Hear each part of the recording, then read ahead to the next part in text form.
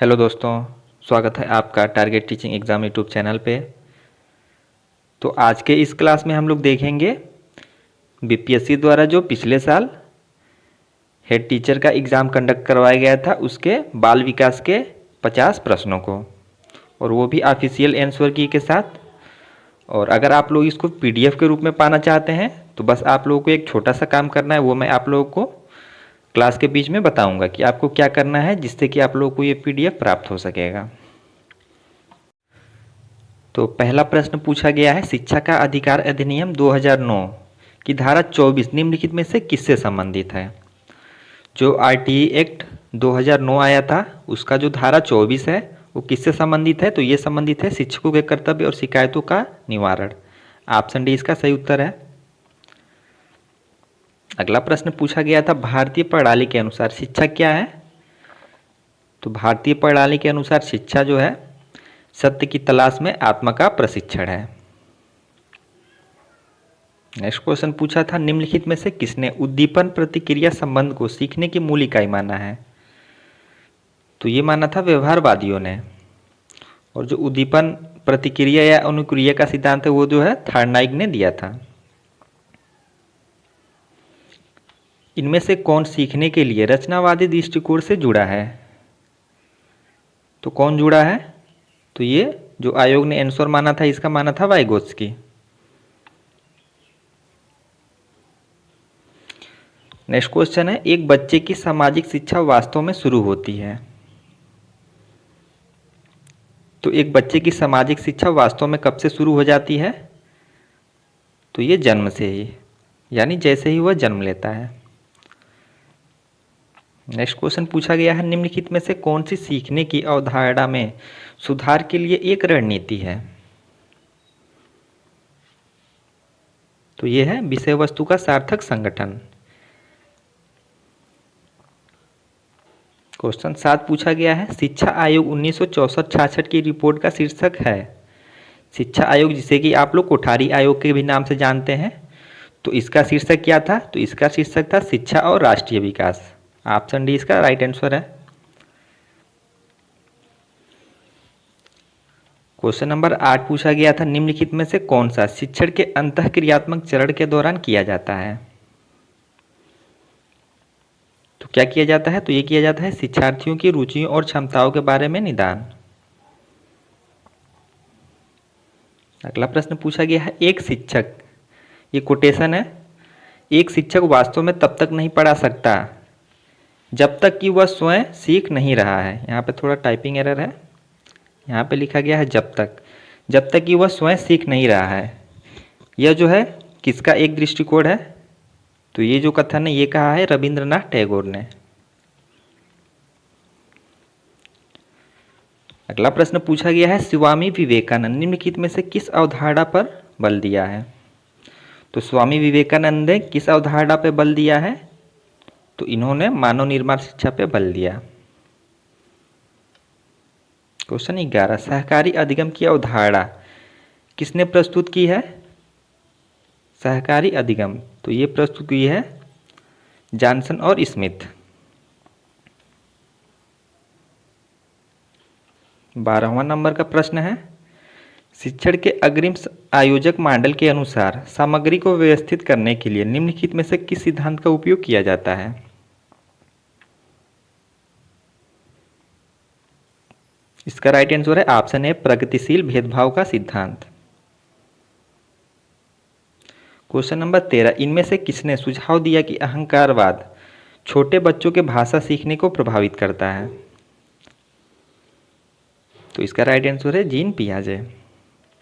देखते हैं next question. Next question है, बच्चा परम ब्रह्मांड का एक अभिन्न अंग है, यह दृष्टिकोण है। तो यह दृष्टिकोण है आदर्शवाद का।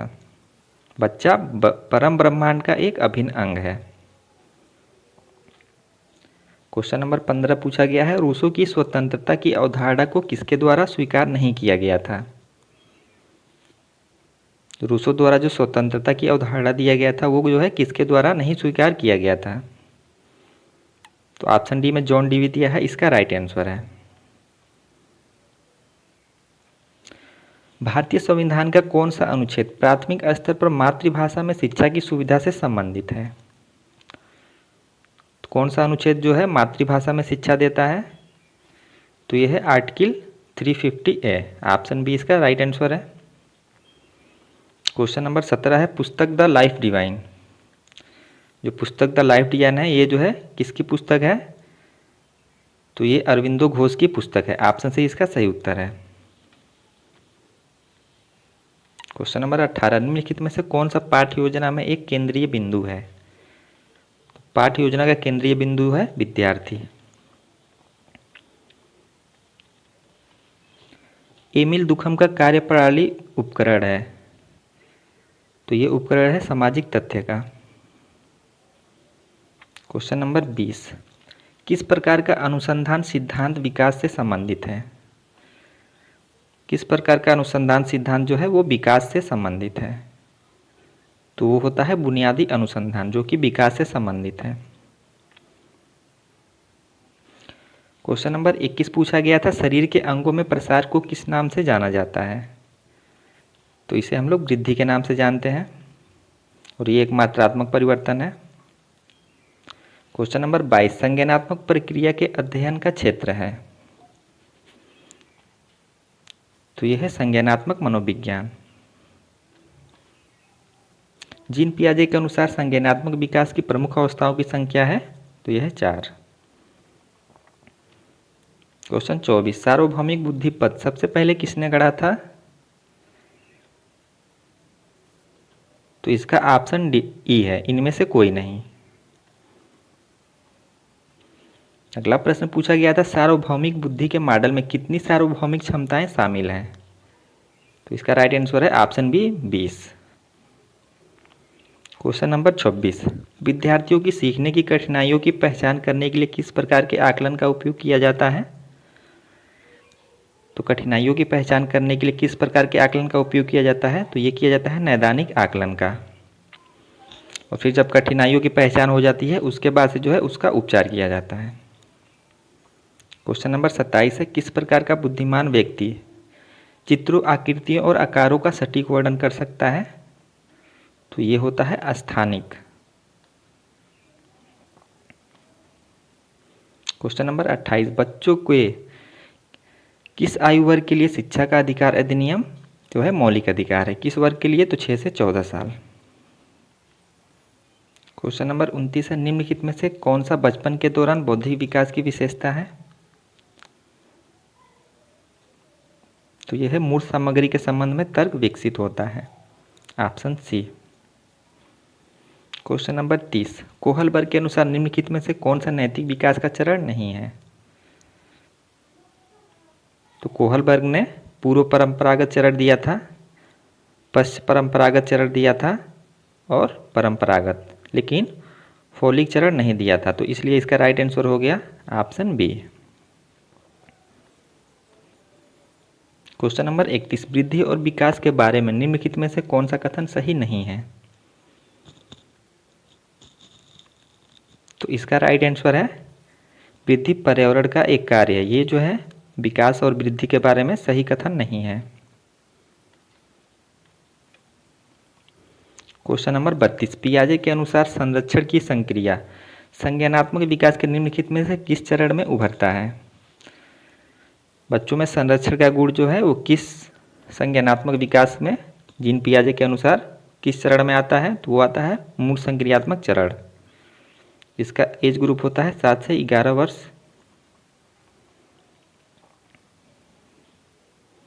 क्वेश्चन नंबर 33 निम्नलिखित में से कौन सा किशोरों के बारे में एक रूढ़िबद्ध धारणा स्टीरियोटाइप नहीं है? तो इनमें से कौन सा एक रूढ़िबद्ध धारणा नहीं है किशोरों के बारे में? तो इसका राइट आंसर है ऑप्शन बी उनके पास अत्यधिक कल्पना होती है। ये जो है एक रूढ़िबद्ध धारणा नहीं है। क्वेश्चन नंबर 34 निम्नलिखित में से कौन सा कारक सामाजिकरण का विरोध करता है? तो कौन सा कारक है ऑप्शन में से? तो इसका राइट आंसर है ऑप्शन ए असुरक्षा। क्वेश्चन नंबर 35 निम्नलिखित में से कौन सी अवस्था जो है बच्चों को अपने समकक्ष समूह में शामिल होना दर्शाती है? तो इसका राइट आंसर है किशोरावस्था। अब अगर आपको इसका पीडीएफ चाहिए तो बस आप लोग जितने लोगों ने वीडियो वॉच किया है सभी लोग वीडियो को लाइक कर दें, और जिस दिन जो है 1000 लाइक कंप्लीट हो जाएगा आपको जो ये पीडीएफ है टारगेट टीचिंग एग्ज़ाम के टेलीग्राम चैनल पे शेयर कर दिया जाएगा, और टेलीग्राम चैनल का लिंक जो है वो डिस्क्रिप्शन में दिया गया है। क्वेश्चन नंबर 36, स्मृति स्तर और बोध स्तर के शिक्षण मॉडल के सिंटेक्स में कौन सा चरण प्रमुख है? स्मृति स्तर और बोध स्तर के शिक्षण मॉडल में जो है कौन सा चरण प्रमुख है? तो वो है प्रस्तुतिकरण। क्वेश्चन नंबर 37, एक डिस्लेक्सिक शिक्षार्थी निम्नलिखित में से किससे पीड़ित होता है? तो सभी को पता होगा, बहुत बार आप लोगों ने ये क्वेश्चन पढ़ा होगा, भाषा प्रसंस्करण में कठिनाई यानी कि पढ़ने में कठिनाई। गणितीय गणना में जो होता है वो होता है डिस्कैलकुलिया। लिखने में कठिनाई को डिस्ग्राफिया कहते हैं। नेक्स्ट क्वेश्चन है 38 नंबर का प्रश्न पूछा गया था, निम्नलिखित में से कौन सा रेटिंग पैमानों की सीमा है? तो इसका राइट आंसर है ऑप्शन बी, मानवीय निर्णयों पर आधारित रेटिंग व्यक्तिगत पूर्वाग्रहों के कई स्रोतों के अधीन होते हैं। क्वेश्चन नंबर 39 है, निम्नलिखित में से कौन सा प्रावधान धीमे शिक्षार्थियों को शिक्षित करने के लिए सबसे उपयुक्त है? तो यह है उपचारात्मक शिक्षण, ऑप्शन डी। क्वेश्चन नंबर 40, शिक्षा का अधिकार अधिनियम 2009 शिक्षा के लिए प्रति सप्ताह कितने न्यूनतम घंटे कार्य करने का निर्दिष्ट करता है? तो ये करता है 45 घंटे। क्वेश्चन नंबर 41, पत्राचार के माध्यम से सीखना एक प्रकार की, तो ये एक गैर औपचारिक नॉन फॉर्मल शिक्षा है। क्वेश्चन नंबर 42, गुरु पाठ्यक्रम में हिडन कैरिकुलम का जनक किसे माना जाता है? तो इसका राइट आंसर है Philip W Jackson, option A. Question number 43, Bharat में 10+2+3 शिक्षा के पैटर्न की सिफारिश निम्नलिखित में से किसके द्वारा की गई थी? तो इसका राइट आंसर है कोठारी आयोग, जिसे कि हम लोग भारतीय शिक्षा आयोग के नाम से भी जानते हैं। और ये कब आया था? यह आया था 1964 में। क्वेश्चन नंबर 44, क्वेश्चन नंबर 44, दर्शन शास्त्र में एक्सियोलॉजी निम्नलिखित में से किससे संबंधित है? किससे संबंधित है? तो ये संबंधित है मूल्य से। क्वेश्चन नंबर 45, नकारात्मक शिक्षा की अवधारणा दर्शन शास्त्र के निम्नलिखित में से किस स्कूल से संबंधित है? इसका राइट आंसर है ऑप्शन डी, प्रकृतिवाद। क्वेश्चन नंबर 46, शिक्षण की परियोजना पद्धति दर्शन शास्त्र के निम्नलिखित में से किस स्कूल द्वारा प्रतिपादित की गई है? जो शिक्षण की परियोजना पद्धति है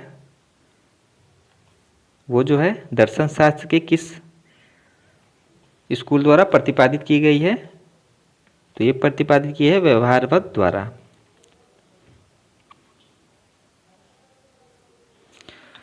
अभी इस वीडियो में हम लोग जो है चाइल्ड डेवलपमेंट के क्वेश्चन को सॉल्व कर रहे हैं।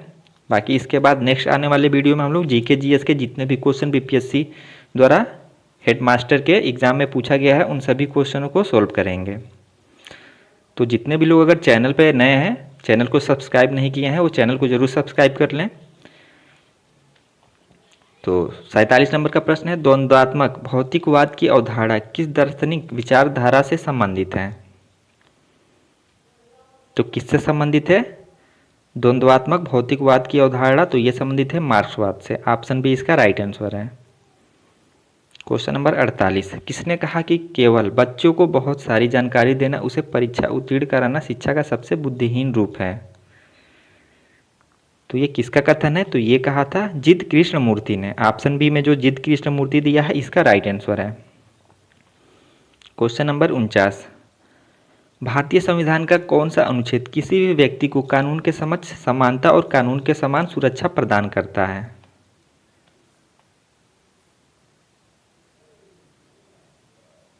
तो इसका राइट आंसर है आर्टिकल 14, ऑप्शन बी। और आज का हमारा अंतिम प्रश्न है, यहाँ खाली स्थान है और पूछा है शिक्षा जीवनोन्मुखी है। तो कौन सी शिक्षा जो है वो जीवनोन्मुखी है? तो यह है इनफॉर्मल, अनौपचारिक शिक्षा। ऑप्शन सी इसका राइट आंसर है। तो यहाँ पे टोटल 50 क्वेश्चन कंप्लीट होते हैं। तो इसके नेक्स्ट वीडियो में हम लोग देखेंगे जीके जीएस के जो 50 प्रश्न पूछे गए हैं उनको। तो मिलते हैं आप लोगों से अगले क्लास में। धन्यवाद।